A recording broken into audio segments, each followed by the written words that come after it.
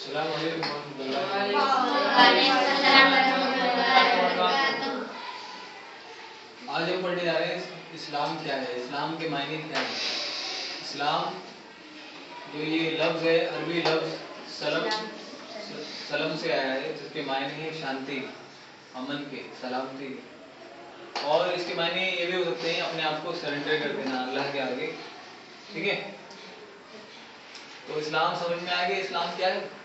اسلام دین ہے، اللہ کا دین ہے، ٹھیک ہے۔ اسلام کی لفظی معنی ٹرانسلیشن سمجھ میں آ گیا، مفہوم سمجھ میں آ گیا کہ اسلام سے کیا سمجھ لو، ٹھیک ہے۔ نہیں سمجھ میں آ رہا؟ نہیں، اسلام جو لفظ ہے یہ عربی لفظ سلم سے آیا ہے، جس کے معنی امن کے، شانتی کے، سلامتی کے،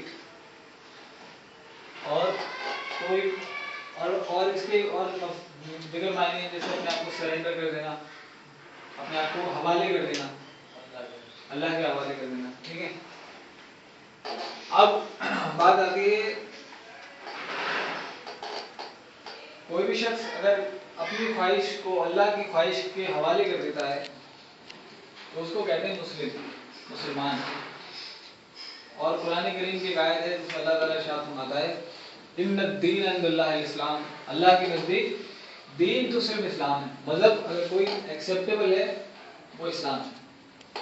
The only deen, the only religion in the sight of Allah subhanahu wa ta'ala is acceptable in the sight of Allah subhanahu wa ta'ala is the only Islam, is the Islam، ٹھیک ہے۔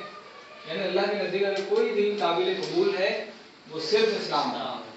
یعنی اگر کوئی شخص کوئی اور مذہب لے کے جائے گا، کوئی اور دین لے کے جائے گا تو اللہ تعالیٰ اس کو قبول نہیں کریں گے۔ اللہ تعالیٰ کسی اور مذہب کو قبول نہیں کریں گے۔ عیسائیت کو لے کے جاؤ گے اللہ قبول نہیں کرے گا، اور یہودیت کو لے کے جاؤ گے اللہ کے نزدیک یہودیت قابل قبول نہیں ہے۔ اللہ کے نزدیک کون سا دین قبول ہے؟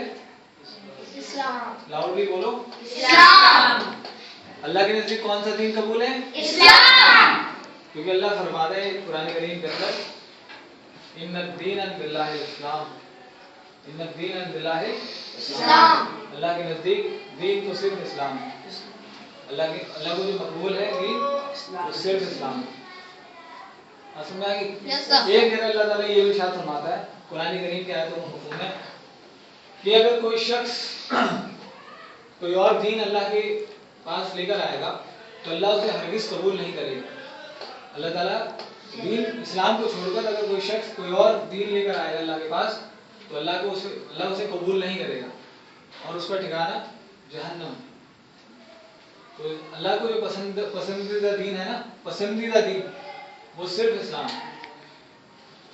اور اللہ نے اپنے دین کے خاطر نبیوں کو پٹتے ہوئے دیکھا ہے، لیکن اپنے دین کو پٹتے ہوئے اللہ تعالیٰ کو اپنا دین بہت محبوب ہے، اپنا ریلیجن مذہب اگر اس کا معنی نہیں ہے، ترجمہ نہیں ہے اصل میں، لیکن اللہ کو یہ دین جو ہے نا بہت پسندیدہ دین ہے۔ اللہ کو یہ بات جو ہے دین مذہب ریلیجن بھی بول دیتے ہیں سمجھنے کے لیے، حالانکہ ریلیجن اور مذہب اور دین میں بہت فرق ہے، دین میں اور مذہب میں بہت فرق ہے، دین میں اور مذہب میں زمین و آسمان، یہ بہت فرق ہے یہاں۔ مذہب کیا ہوتا ہے کچھ چیزوں کو جیسے کچھ چیزوں کو ایکسیپٹ کر کے اس کو مان لینا، لیکن دین تو پوری زندگی آپ کا نظام حیات کا نام جو ہے دین ہے، وے آف لائف کو دین کہتے ہیں، وے آف لائف۔ لیکن مذہب کیا ہوتا ہے جیسے اس میں کیا ہوگا کہ خدا ایک ہے اور اس کی عبادت کرو، اور کچھ روایات کچھ رسومات ہوتی ہیں بس ان کو مان کے یہ دین ہوتا ہے، وہ مذہب بنتا ہے۔ لیکن مذہب اور دین میں بہت فرق ہے۔ لیکن ہمارے جو دین ہمارا اسلام جو ہے مذہب نہیں ہے، ہمارا اسلام کیا ہے؟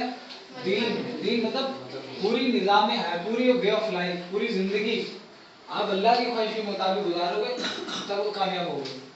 آپ سمجھ آ رہی ہے؟ اس لیے اللہ کے نزدیک کون سا دین پسند ہے؟ اسلام۔ اللہ تعالیٰ نے ہمیں کیوں پیدا کیا؟ دین کے اسلام کے لیے۔ اللہ تعالیٰ قرآن کے اندر فرماتا ہے وما خلقت الجن والانس الا لیعبدون۔ کیا معنی ہے اس کے؟ وما خلقت الجن والانس الا لیعبدون، کہ ہم نے نہیں پیدا کیا انسانوں کو جناتوں کو محض اس لیے کو صرف میری عبادت کریں. کس کی عبادت کریں؟ میری عبادت. اللہ تعالیٰ کی عبادت کریں. ٹھیک ہے، صرف اللہ کی عبادت کریں. اللہ تعالیٰ نے انسانوں اور جناتوں کو پیدا اس لیے کیا ہے کہ وہ صرف اللہ کی عبادت کریں. بات سمجھ آ رہی ہے؟ یس سر. اب عبادت کا مطلب سمجھ لو کہ عبادت ہے کیا. اسلام کا مطلب سمجھ گئے؟ یس سر. اب عبادت کا مطلب سمجھ لو. عبادت لفظ عربی لفظ عبد سے آیا ہے. عبد عبد سے آیا ہے. عبد کے معنی ہوتے ہیں غلام کے.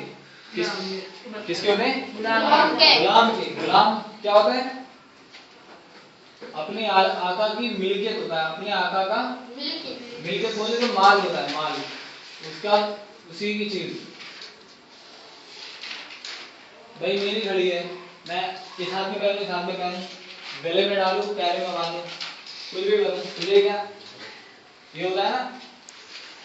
میری چین میں ہاتھ میں باندھوں اس ہاتھ میں باندھوں، انگلی میں پہنوں، گلے میں ڈالوں پیر میں باندھوں، کچھ بھی کروں، تجھے کیا ہے نا.